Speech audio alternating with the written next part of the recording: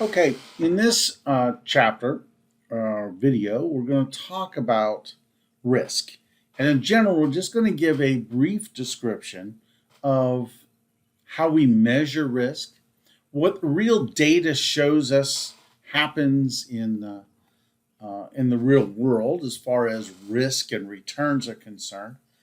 And hopefully, we'll be able to get a picture of how we can utilize our knowledge of risk to increase the value of our companies. So, Standard & Poor's 500, I'm sure everybody has heard of that. We look at, obviously, there's 500 stocks. The largest of those in the United States markets, obviously 500. Now there's also some small stock indexes. So there's lots of places where we can go to look at um, um, data to try to understand what happens in the real world. So, so here's our question for our first viewing, I guess, of a graph or a table. If you invested $100 92 years ago, how would that perform, or how would that have performed over time? Now, we want to look at two things. Um, Certainly, we want to look at the end value, right? What has growth been on average over this time frame? In addition, we would like to, we can't measure it per se from the picture, but by looking at the variation of the lines in the graph, we should be able to see some information about risk, right? So, a very smooth line represents low risk. A very jagged line obviously means more risk. So let's look at this picture, see how these things have performed. Um, so here we have our legend up here, and you see we have small stocks, S&P 500, the world portfolio. Now they give us a description of that on this other slide. These are international stocks from all over the world's major stock index markets, including North America. So this is going to include the S&P 500 is going to be included in that, but also all the other stocks in the world. And you can see that there is an impact, the difference in returns from the S&P 500 down. I mean, not a tremendous difference, but a difference nonetheless. Now, so let's look at what has happened here. You invested $100 in 1925. What was that worth in 2015? And again, we've cut off the last 6 years, and the last 6 years have been pretty volatile with respect to the market itself. So again, let's look at how this works.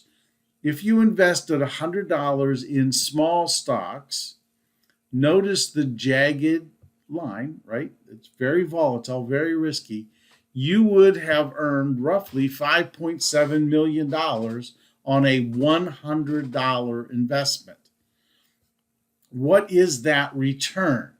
Well, we can calculate that return if you just do a holding period return, right? 5.7 divided by 100 minus 1 gives you the overall return. But then if you annualize that, what return would you get if you annualize it? Now, what I want to say is in the notes of this PowerPoint, you will be able to see what these things are, how these returns grow over time. So the S&P 5, the small stocks over this 92-day window, these small stocks have earned roughly a 12.6 average return. The S&P 500 is 10.4, right? And I believe inflation, if we look at the inflation number, inflation's 2.89. So again, you can look at the notes where we've done the calculation and shown you how this has grown. So what can we get from this picture? Two things I'm hoping are apparent. One is for your personal retirement, right? If you are investing in corporate bonds, right, for your retirement investment, you have to expect relatively low returns, right? It's less risky, you get low returns. It is going to be significantly different, right? If you needed $100,000 at the end of this time frame, you could not do it with bonds and a $100 investment. You would have to have a combination, right? And that's where investing helps us. The second part is that obviously as risk increases, as we go up this list, as risk increases, so does the return, and therefore the actual risk is increasing over time. So again, nobody makes an investment for 92 years, right? That's not realistic for any individual person. So if you look at different time horizons, again, depending on this frame that you pick, they can have a great influence on risk and return. And I might say, like right now, people that are investing when the market is high, they're going to have to expect over time that the market is going to fall. It's going to drop some, but it's going to ultimately come back up. It's going to return to where it is. And if you are investing systematically, you actually like to see the market drop every once in a while so that you can buy some investments at a bargain price when the markets fall. So let's now think about how we measure this risk and return. So again, if an asset's risky, right, it's going to earn a return that's different from other investments, right? Risk is what helps us change returns. Each possible return has some likelihood of occurring. That's what we refer to as a probability, right? It's the chance that something will happen. So here we have a stock, BFI stock, is trading for $100 per share. In 1 year, we have predicted that there's a 25% chance the stock will go to 140, 50% chance it goes to 110, and a 25% chance that it will go to $80. Now, observation should tell you that none of those things are true because we don't know what's going to happen in the future. This is a prediction, So if we look at this in a table, stock price is 100. If it goes to 140, that's a 40% return. If it goes to 110, a 10%. If it goes to 80, that's a negative 20%. Now, the one thing that I would say that I don't like about this table, and that is that probabilities should be in decimal forms and returns should be in percentage forms. That's the way it should be. Mathematically, I don't think it makes a difference, but when you're getting used to doing calculations, it's nice to always see data in the same framework or the same format. So we have three basic statistics. The expected return is the average, right? It's the mean.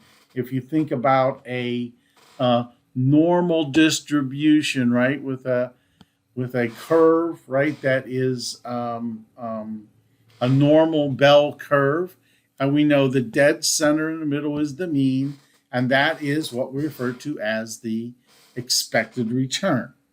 So it's just the average. Now the variance measures how this is distributed across all the possible outcomes. Now, the better statistic to use is something called standard deviation. Standard deviation measures the distance from the mean. And the greater the distance, the greater the chance that you would have a number different than the mean.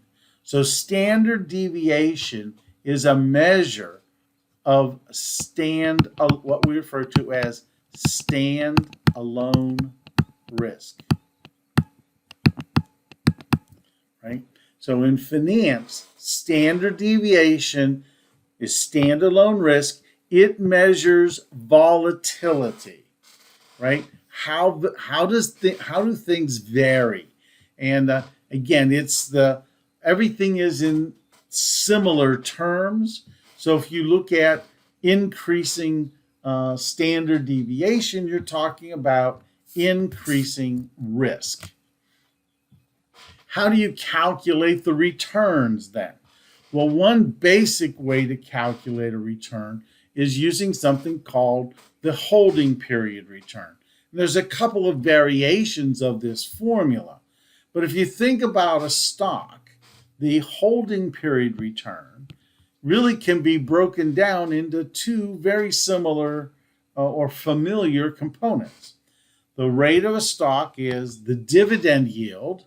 That's this component here. It's the dividend divided by the price, divided by the capital gain rate. And so this formula is useful in that it shows us how these break down to this normal thing. So I think you know that when you buy a stock, part of the return comes from dividends and part of it comes from price appreciation. Now, we do want to annualize this, and we'll talk about that in some later videos, etc. But this is the basic formula for calculating returns, in this case, actually the returns of a stock. Now, if you hold a stock beyond the first dividend, right, now we need to start thinking about compound returns, right? Because things are reinvested, right? And we have this growth that goes on. So if you assume that all dividends are immediately reinvested and buy different shares, then again, we need to calculate the return at each quarter and then annualize that. And that's what this R annual here means, is that if you calculate the quarterly returns, multiply them times 1 plus that return, multiply them together, that gives you 1 plus the annual return. Subtract 1 obviously gives you the annual rate of return for that investment. So let's look at two investments. Here's the S&P 500 index, and here are the dividends that are paid. So here is the average annual return for the S&P 500 that includes and incorporates dividends. So here are the returns for the S&P 500.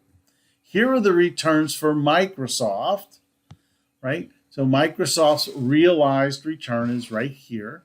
And you can see that, there's some pretty big numbers under each year. So has some variation. Now here also is the 1 month Treasury bill returns. Now here you can also see that when you round these things off, it's some years actually had very, very low Treasury bond returns. So what do we do with this? We have a spreadsheet that I provided for you that will help calculate the holding period returns. And then you can input, or you put, in this case, you can transfer that data from the table, convert that into this, or copy and paste it into this table, and it will give you the returns. So you see here, the average rate of return of Microsoft is 15.15%, T-bills 1.18, and the S&P 500 10%. You say, well, gee, Microsoft has a much higher return. I mean, it's almost it's a 33% higher. Actually, no, 50% higher return than the S&P 500. But then when you look at risk, standard deviation is 26%. For S&P 500, it's 16%. So again, you get a higher return. That's true. But at what cost? The cost of this extra 5% is an increase of 10% in the standard deviation. So the questions that investors ask, right, or that investors should ask is, look, if I can get 15%, that's nice, but what do I have to pay to get that? What you're paying is this additional volatility, that it's going to bounce around. The chance of you actually getting 15% is less than the chance of getting 10% because of the differences in volatility. Now, the third statistic that we haven't talked about here, the coefficient of variation, is just the mean divided by standard deviation. And it gives us a standardization, if you will, of risk. And again, you can see that it still fits that the difference in risk, 1.76, 1.69, Microsoft is still riskier than the S&P 500. Now, interestingly enough, T-bills have a rather high coefficient of variation, right? It's just a little bit underneath these two stocks. So the overall standardized risk of T-bills is not that dramatically different than the overall standardized risk of stocks and bonds, or stocks in this case. So let's look at a graph that gives us some explanation, or at least a picture of what we've been kind of talking about, right? So small stocks average around 18.7% from 1926 to 2017. They had a standard deviation of 39%. S&P 500 was 12%, standard deviation 19.8. So, how can we use this information? First of all, we know that stocks are more risky than bonds. Small stocks are more risky than the S&P 500. When talking about returns, if you talk about the stock market, we typically talk about the S&P 500. So if somebody were to say, what does the stock market earn? Well, you have to really understand that question, because it's a very broad question, right? Do you mean what did it earn yesterday? Do you mean what it earned over the last 5 years, 10 years? In this case, we have over 90 years, right? Actually, this is 101 years, right? So you need to know more about what they really want to know. So if you look over the long term, we can say that the S&P 500 averages around 12%. If you wanted to be more conservative, I always like and use the number of 10%. Use 10%. 10% is, over the long term, the stock market is going to average around 10%. What about corporate bonds? They're around 6%, right? Treasury bills, around 3.4%. So again, we might want to be a little more conservative. Let's call that one 6. Let's call that one 3, just so we get rid of the decimals. So from an investing perspective, you need to understand what things earn. That's obviously very important, but you also need to understand the impact that risk has on those returns. Now, let's take one final look at these statistics, right? So we were interested in understanding the error in our estimations, right? So we have something called the standard error of the estimate. That is, statistically, there is an error in our judgment. And how you measure this standard error, you take the standard deviation and you divide it by the square root of the number of observations. And the bigger this number, the greater the estimation errors are in your data. So for the S&P 500 here, we can look at this and change it to, and here's that standard error number, the historical average return. If we're looking at a 95% confidence interval, the historical average return plus or minus 2 times the standard error. And again, to kind of show you where this comes from, here's this normal curve. To each side, here's 1, 2 standard errors. Here's 1, here's 2 standard deviations. Sorry. So this range from here to here is 95%. So what this will allow us to do is make a statement based on the statistics that there's a 95% chance that the range of the S&P 500 is somewhere between 7.9% and 16.1%. So again, you can make this judgment, if you will. Now, the 90% confidence interval would be just 1 times the standard error. So it would be the return, right? This 12% plus or minus. Now, it would just be this standard error here. That would give you a smaller range, but now we're trying to be what? A little bit more precise. 90% chance that it's in that range. So again, there's a lot of stuff going on with this risk stuff. In general, these are the basic ways that we measure risk. Throughout our videos and discussion, we will talk about other techniques and other ways of understanding the impacts of risk.